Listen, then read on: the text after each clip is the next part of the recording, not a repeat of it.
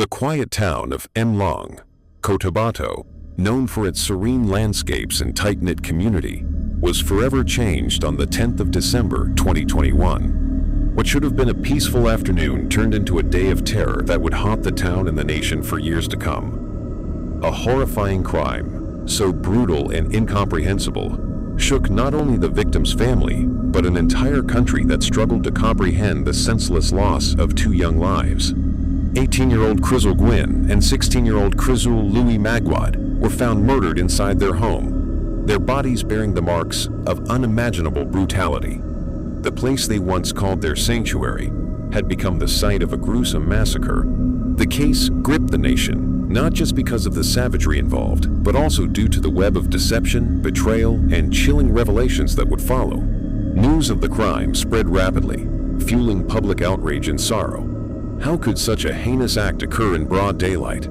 Who could have carried out such an unspeakable atrocity? And most disturbingly, why would anyone target two innocent teenagers in their own home? As authorities scrambled for answers, a shocking truth began to unravel, one that would leave even the most hardened investigators shaken. 18-year-old Crizzle Gwyn Maguad and her younger brother, 16-year-old Crizzle Louis Maguad, were bright, loving, and full of promise. They were raised in a warm and nurturing home, surrounded by family who cherished them deeply. Their parents, educators by profession, instilled in them the values of kindness, discipline, and perseverance, shaping them into well-mannered and ambitious individuals. Crizzle Gwyn was a responsible and driven young woman. As the eldest child, she naturally took on the role of a leader, not just in her family, but also among her peers. She was known for her intelligence and dedication to her studies, always striving for excellence in everything she did.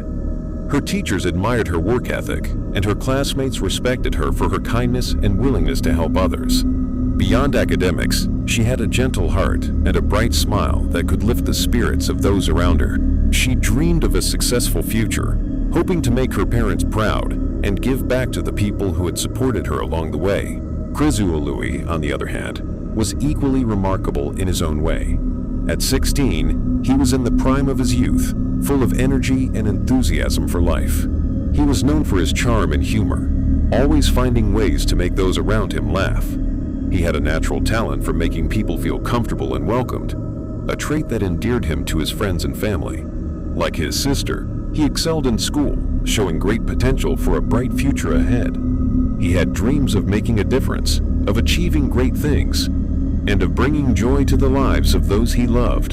Together, the siblings shared an unbreakable bond. They were more than just brother and sister. They were best friends, confidants, and partners in everything they did. They supported each other through challenges, celebrated each other's successes, and filled their home with laughter and love. Whether it was studying late into the night, helping with household chores, or simply sharing stories and dreams, they were always side by side, facing the world together. Their lives were a testament to the goodness and potential that young people can bring to the world. They were children of promise, embodying hope, kindness, and a future filled with possibilities. But in a cruel twist of fate, their journey was cut short, leaving behind only memories of what could have been. 18-year-old Crizzle Gwyn and 16-year-old Crizzle Louis Maguad were found brutally beaten to death inside their home in Barangay Bagontape, Malang, Cotabato, in what can only be described as a scene of pure horror. The attack occurred in broad daylight at approximately 2 p.m., while their parents, both dedicated educators, were away at work, completely unaware that their lives were about to take a devastating turn. The siblings, full of potential and ambition, had no idea that their final moments would be filled with unimaginable terror, nor that the very place where they had always felt safe would become their graveyard. Their father, Mr. Maguad, received a phone call at exactly 2:58 p.m. from a concerned friend who informed him that their house had been ransacked. Panic surged through his veins as he rushed home, his mind racing with worst-case scenarios. But even in his darkest fears, he could not have predicted the nightmare that awaited him. When he arrived at 3:15 p.m., he was met with a blood-soaked crime scene that looked as though it had been torn straight from the pages of a horror novel. His beloved daughter, Crizzle, lay lifeless on the floor, her body bruised and battered, her blood congealing as ants crawled over her wounds, a silent testament to the suffering she endured in her final moments. Just a few steps away, his son Crizzle was discovered bound, gagged, and butchered in an equally gruesome manner, his fresh blood painting the floor in a macabre display of violence. The brutality of the murders spoke volumes not just of an intent to kill, but of raw, unfiltered rage. This was not the work of random thieves, nor was it an impulsive act of violence. This was something deeply personal. The sheer overkill suggested a crime driven by hatred, betrayal, or an insatiable desire for control. Even more chilling was the realization that the killer was not an outsider lurking in the shadows, but someone who knew the home, someone who knew the victims, and someone who had meticulously planned the attack in a place they had been welcomed with open arms. A single survivor, Janice, not her real name, a minor whom the Magwads had taken in just months prior, managed to lock herself in a room and call for help. Instead of immediately dialing the police, she turned to social media, posting frantic pleas for assistance posts that have since disappeared. Her testimony remains crucial, as she is the only one who claims to have seen the alleged 3 assailants. However, inconsistencies in her statements have sparked suspicion, shifting her from victim to person of interest in the ongoing investigation. Authorities struggled to understand how she had managed to remain unharmed when the 2 siblings had been brutally killed just outside the room where she hid. The fact that she was able to access her phone to post on social media raised further questions about her actions during the crucial minutes after the attack. Janice claimed that 3 men broke into the house and killed Crizzle first.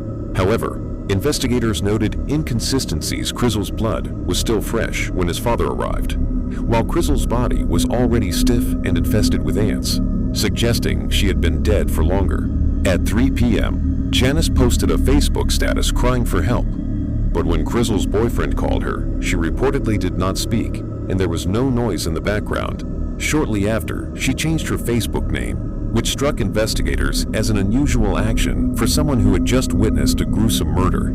Police also found the room where Janice supposedly hid in complete disarray, making it unlikely that intruders would have missed her under the bed. The more investigators looked into her story, the more the cracks began to show. Why would intruders, supposedly thieves, ransack the room she was hiding in yet completely miss her presence? Why did she not attempt to contact the police immediately? And perhaps most damningly, why was there no urgency or hysteria in her voice when she was contacted by Crizzle's boyfriend? The forensic evidence did not support her version of events. It seemed more and more likely that the lone survivor knew more than she was telling. The community, once sympathetic to Janice, began questioning whether she was a victim or something far more sinister. Suspicion turned into speculation, and soon, whispers spread that the person who had seemed most vulnerable in the aftermath of the crime might in fact be the mastermind behind it. Despite the inconsistencies, Janice maintained her innocence, weaving an ever-changing narrative that kept authorities on edge. Investigators pressed for details, but her statements contradicted themselves time and time again. While the town grieved, its people also demanded justice, refusing to accept the idea that the real culprits had escaped while Janice remained untouched. As days passed and the pressure mounted, cracks in her facade began to deepen, leading to a revelation that would turn the case on its head. Authorities scoured the scene for evidence, discovering chilling details. The murder weapons were not foreign objects but everyday household items. A baseball bat belonging to Crizzle, a hammer kept in the laundry area, and a knife. These were not tools of an opportunistic outsider, but rather weapons known and accessible only to those familiar with the Maguad household. Broken bottles littered the floor, and outside, investigators found a blood-stained shirt possibly worn by the perpetrator. The brutality of the attack indicated a deep personal motive, not a simple case of robbery gone wrong. Make this longer. Even more disturbingly, police found evidence that the killer had taken time to wash and change clothes in the family's laundry area before attempting to dispose of them in an irrigation canal. A branch blocked the way, and the plastic bag containing the discarded clothing was soon discovered by authorities. This suggested that the killer had not been in a rush to flee, but had instead methodically cleaned up, raising further doubts about the survivor's testimony. If strangers had committed the crime, why would they stay long enough to wash up? Every new piece of evidence pointed investigators in a direction no one had initially considered. As news of the crime spread, social media erupted with theories. Hashtags like #Justice for Maguad siblings trended as netizens dissected every detail. Many pointed to Janice's peculiar behavior, how she suddenly started calling the Maguads Mama and Papa on the day of the crime, how she was found with wet hair when Mr. Maguad arrived, claiming she had been in the shower. The psychological implications of these actions led many to believe that the crime was not a random act, but a premeditated attack rooted in deep-seated emotions. Some even likened the case to the 2009 psychological thriller Orphan, where an adopted girl harbored sinister secrets. But while the internet played detective, authorities remained focused. A Special Investigation Task Group, SITG, backed by the PNP Crime Lab, the National Bureau of Investigation, NBI, and local law enforcement, pieced together the puzzle. Investigators waited for forensic results to solidify their case against their persons of interest. Meanwhile, local officials put up cash rewards for information, leading to the capture of those responsible. The pressure to solve the crime mounted as the entire nation followed the investigation closely, desperate for answers. After a 6-day investigation, authorities finally solved the case when Janice admitted to committing the crime with the help of a 17-year-old altar boy. The revelation sent shockwaves through the community, as many had initially viewed her as a victim rather than a perpetrator. The suspects, both minors, were immediately taken into custody, marking the beginning of a legal battle that would grip the entire province in horror and disbelief. The trial was an emotionally charged affair, exposing chilling details that left spectators struggling to comprehend the depths of human cruelty. The Regional Trial Court, RTC, in Cabacan, Cotabato Province, later sentenced Janice to a minimum of 18 years and a maximum of 32 years in prison. Her accomplice, despite his young age, received a slightly harsher sentence, with a minimum of 12 years and a maximum of 37 years. The sentences, though severe, did little to mend the wounds inflicted upon the Maguad family and their supporters, who had once embraced Janice as one of their own. For those who had sympathized with Janice, the courtroom revelations were nothing short of devastating. To learn that someone the Maguads had loved, cared for, and treated as family had orchestrated such a heinous crime was beyond comprehension. As the trial progressed, the prosecution painted a harrowing picture of betrayal and premeditation. Witnesses recounted how Janice had manipulated circumstances to gain the trust of the household before carrying out the brutal act. Her ability to feign innocence in the aftermath of the crime only made her eventual confession all the more unsettling. But perhaps the most chilling aspect of the trial was Janice's utter lack of remorse. When confronted by the grieving parents in court, she reportedly turned to them and laughed a cruel, hollow sound that sent shivers through those present. Her stare was cold and unrepentant, a stark contrast to the devastated figures of Mr. and Mrs. Maguad, who had braced themselves for the court's verdict, but had not anticipated the emotional toll of her reaction. Their willingness to forgive, a testament to their strength and faith, was met with indifference. The cruel smirk and defiant gaze from someone they had once considered family shattered them in a way even the crime itself had not. The courtroom, filled with grief and disbelief, bore witness to an unsettling reality. Not all monsters hide in the shadows. Sometimes they sit at your very own dinner table, disguised as those you trust the most. The case served as a grim reminder of the darkness that can lurk behind familiar faces, and as the trial concluded, many were left grappling with the haunting question: how could someone who had been given so much love and kindness repay it with such unimaginable cruelty? The pain endured by the Maguad family is immeasurable. Losing 2 children in such a brutal manner left wounds that will never fully heal. The case became more than just a tragedy.